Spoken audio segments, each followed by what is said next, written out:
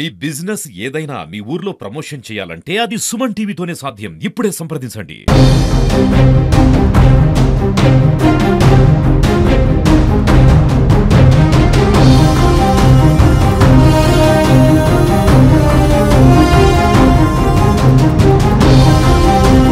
పగలంతా వాళ్ళు గ్రామాల్లో రిక్కి నిర్వహిస్తారు.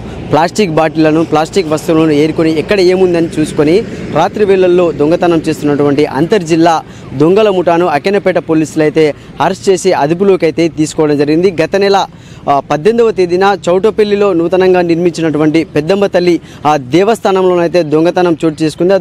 ఆ దొంగతనం మరియు ఆ గౌరవెల్లి గ్రామంలో ఉన్నటువంటి పాఠశాలలో కూడా సీసీ కెమెరాలు కావచ్చు, పోర్ట్స్కు సంబంధించినటువంటి మెటీరియల్ను కూడా ఎత్తుకుపోయినటువంటి అంతర్జిల్లా దొంగలను అయితే అక్కెన్నపేట పోలీసులు అదుపులోకి తీసుకొని విచారించగా కూడా ఈ యొక్క దొంగతనం మేమే చేసినట్టుగానైతే వాళ్ళు ఒప్పుకోవడం జరిగింది. అక్కెన్నపేట పరిధిలోని జనగాంలో పోలీసులు వాహన తనిఖీలను చేపడుతున్న సందర్భంలో కూడా ఇక్కడ వాళ్ళు ఆ దొంగలు అయితే దొరకడం జరిగింది. అనుమానాస్పద రీతిలో కూడా దొంగలు కనబడడంతో వాళ్ళను అరెస్ట్ చేసి విచారించగా కూడా విచారణలో విసిగిపోయే నిజాలను అయితే బయటపెట్టడం జరిగింది.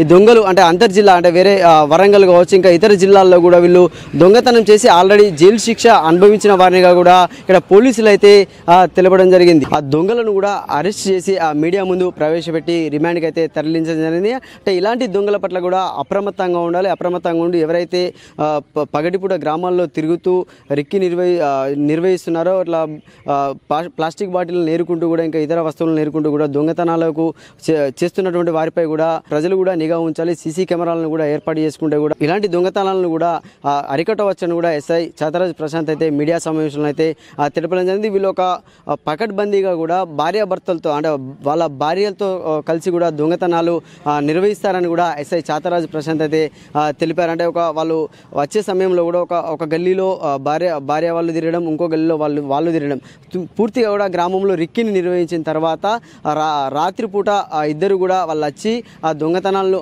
చేపడుతున్నారని కూడా ఇక్కడ ఎస్ఐ అయితే తెలపడం జరిగింది.